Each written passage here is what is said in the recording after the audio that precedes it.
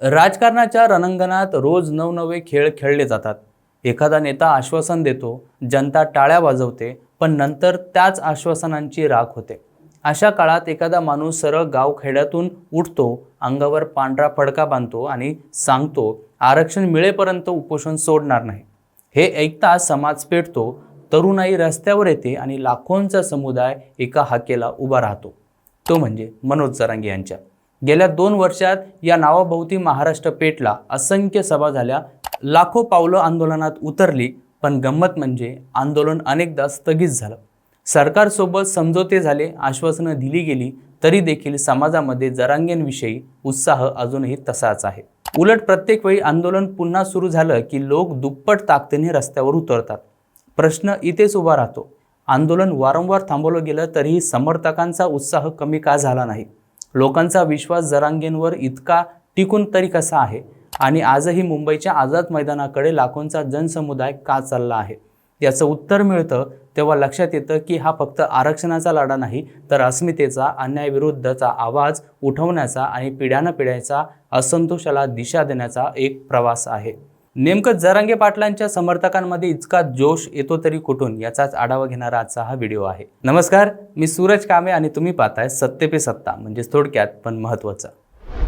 मराठा समाज हा महाराष्ट्राच्या इतिहासाचा कणा आहे.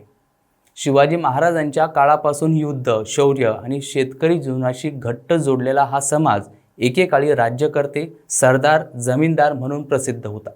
पण स्वातंत्र्यानंतरच्या दशकात या समाजाचं आर्थिक चक्र बिघडलं.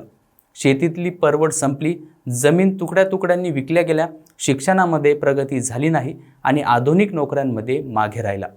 एकेकाळी गावात पाटील म्हणून ओळखला जाणारा वर्ग आता बेरोजगार, संघर्षमय जीवन जगतोय. या असंतोषाचा उद्रेक होण्यासाठी एकच ठिणगी पुरेशी होती, आरक्षण हा त्याचा केंद्रबिंदू ठरला. ओबीसींना आरक्षणाच्या जोरावर पुढे जाताना पाहणाऱ्या मराठा तरुणांना प्रश्न पडू लागला, आपल्याला आरक्षण नाही म्हणून आपण मागे पडतोय का? हाच विचार आंदोलनाचा इंधन ठरला. आंदोलनाला नेते हवे असतात, पण ते नेते लोकांच्या मनाचा ठाव घेणारे असले पाहिजेत. मनोज जरांगे यांचं व्यक्तिमत्व यात साधं बसतं. साधं राहणीमान, न शोभिवंत भाषणं, न गाजावादा, फक्त सरळ भूमिका. मी मराठा समाजाचा आहे, समाजासाठी रक्ताचा शेवटचा थेंबही देईल, अशी भाषा त्यांचा आत्मविश्वास दाखवते. आंदोलन उपोषणावर केंद्रित ठेवून त्यांनी स्वतःला त्यागाचं प्रतीक बनवलं. उपोषणाला मराठी जनमानसात प्रचंड भावनिक आदर आहे, गांधींपासून आत्तापर्यंत. त्यामुळं जरांगेंची प्रतिमा समाजासाठी उपोषीपोटी लढणाऱ्या बलिदानी नेत्याची बनली आहे. मराठा समाज एकत्र आला की त्यांची ताकद अपार आहे, हे इतिहासानं दाखवून दिलंय. जरांगेंनी या अस्मितेला नवा धागा दिला. मराठा कुणबी एकच आहे हा विचार केवळ आरक्षणासाठी नाही, तर सामाजिक एकतेसाठी महत्त्वाचा ठरला. लाखो लोक जेव्हा एका घोषणेसाठी एकत्र येतात तेव्हा त्यांना जाणवतं, आपण एक आहोत. हीच भावना आंदोलनात उत्साहाचा जिवंत स्रोत ठरते. 2018 मध्ये मिळालेलं 16% आरक्षण सर्वोच्च न्यायालयानं रद्द केल्यानंतर समाजात निराशा पसरली. सरकार बदलत गेली, पण ठोस पावलं उचलली गेली नाहीत. आश्वासनं दिली गेलीत, पण अंमलबजावणी झाली नाही. या पार्श्वभूमीवर जरांगेंचं आंदोलन हा एकमेव पर्याय ठरला. लोकांना वाटू लागलं, सरकार बोलतंय पण पाळत नाही, त्यामुळे लढा हाच पर्याय आहे. यामुळं आंदोलनात प्रत्येक वेळी लोक स्वतःहून सामील होतात. आजच्या युगात आंदोलनं गावापुरतं राहत नाही. WhatsApp, Facebook, YouTube, reels, live session सगळीकडे जरांगे उपस्थित आहेत. गावागावातून थेट व्हिडिओ सभांचे प्रसारण होतं. एका गावात दिलेलं आवाहन क्षणात दुसऱ्या जिल्ह्यात पोहोचतं. तरुणाई ही माध्यम हाताळण्यात पटाईत आहेत, त्यामुळं आंदोलनाची प्रत्येक हाक लाखोंच्या कानावर पोहोचते. सरकारकडून दडपशाहीची भाषा आली तरी ती सोशल मीडियावर संतापाचा ज्वालामुखी बनते. यामुळे आंदोलनाला सतत नवा उत्साह मिळतो. मनोज जरांगे पाटील आंदोलनाचा चेहरा फक्त आरक्षणापुरता मर्यादित ठेवत नाहीत. त्यांनी आंदोलनात भजन, कीर्तन, शिवाजी महाराजांचा वारसा, शांततापूर्ण मार्ग या गोष्टी जोडल्या. मुंबईत आझाद मैदान निवडणं हेच प्रतिकात्मक आहे. स्वातंत्र्याचा इतिहास असलेल्या भूमीवर अन्यायाविरुद्ध लढणं, शिवनेरी किल्ला किंवा ऐतिहासिक स्थळांना भेट देणं, या सगळ्या गोष्टी भावनिक आधार देतात. परिणाम असा होतो की आंदोलन केवळ मागणीपुरतं राहत नाही, तर ओळख आणि अस्मिता टिकवण्याचा सांस्कृतिक सोहळा बनतो. मराठा समाज गावागावात संघटित आहे. मराठा सेवा संघ, मराठा क्रांती मोर्चा यांसारख्या संघटनांनी पूर्वीपासून पायाभूत काम केलं. प्रत्येक गावातून 100 लोक जायचेत असं ठरवलं जातं. महिला देखील मोठ्या संख्येने सामील होतात. ही तळागाळातील रचना आंदोलनाला स्थिर पाया देते. अलीकडच्या आंदोलनात मुंबई हायकोर्टानं आंदोलनाला थेट विरोध केला नाही, पण अटी घातल्या. समर्थकांना वाटतं कायदा आमचा आवाज दाबतोय. ही भावना विशेषतः तरुणांना पेटवते, कारण त्यांना जाणवतं की आपण जर आवाज उठवला नाही तर आपल्यावर अन्याय कायम राहील. त्यामुळंच आंदोलनाला नवीन जोम मिळत असतो.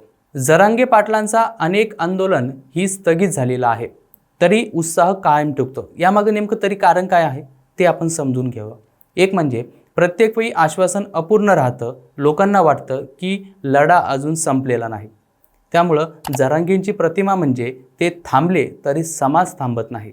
आणि दुसरं म्हणजे अस्मिता, भविष्य आणि न्याय या भावनांनी लोक पुन्हा पेटतात. त्यामुळं आंदोलनामध्ये नवीन ऊर्जा निर्माण होते.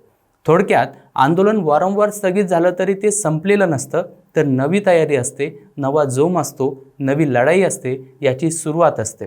हे दाखवून देण्यासाठी हा सर्व नियोजन पद्धतीनं कार्यक्रम आंदोलनाचा केलेला असतो. आजच्या काळात राजकारण म्हणजे गोंधळ, गटबाजी, पैशांचा खेळ, पण जरांगेंचं आंदोलन या चौकटी बाहेरचं आहे. ते भावनांचं, अस्मितेचं आणि जगण्याच्या हक्काचं आंदोलन आहे. म्हणूनच 2 वर्षात कितीही वेळा ते स्थगित झालं तरी लोकांचा उत्साह कमी झालेला नाही. लोकांना वाटतं हे आंदोलन केवळ आरक्षणाचं नाही तर आपलं भविष्य ठरवणारं आहे. म्हणून लाखो लोक गाव सोडून, शेत सोडून, आपला व्यवसाय बाजूला ठेवून मुंबईच्या रस्त्यांवर उतरतात. कदाचित सरकारला वाटत असेल की आश्वासनं देऊन लोकांना थकवता येईल, पण प्रत्यक्षात प्रत्येक स्थगित आंदोलनानंतर समाजाचा राग दुप्पट वाढतो. कारण लोकांना जाणवतं आपल्या पिढ्याचं भविष्य दावणीला बांधलं गेलंय. म्हणूनच आंदोलन कितीही थांबवलं तरी उत्साह मरत नाही. तो पुढच्या आंदोलनासाठी अधिक तीव्रतेने साठत असतो. आज जरांगेंचं आंदोलन हे फक्त एका मागणीसाठी नाही, तर महाराष्ट्रातील लाखो मराठा कुटुंबांचं स्वप्न, त्यांचा हक्क आणि जगण्याची लढाई आहे. या संदर्भात तुम्हाला काय वाटतं ते कमेंट करून नक्की कळवा. आणि अशाच माहितीपूर्ण व्हिडिओसाठी पाहत राहा सत्य पे सत्ता, म्हणजे थोडक्यात पण महत्त्वाचं. लग्न ठरलंय ना तुझं? आणि हे काय?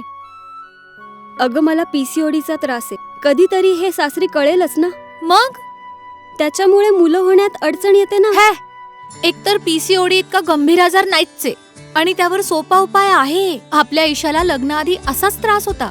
तिने डॉक्टर चाटेज होमिओपॅथी क्लिनिक मध्ये उपचार घेतले आणि तिला आता 2 मुलं आहेत. डॉक्टर चाटेज होमिओपॅथी क्लिनिक, साइड इफेक्ट नसलेला होमिओपॅथीचा नैसर्गिक उपचार. 9545727107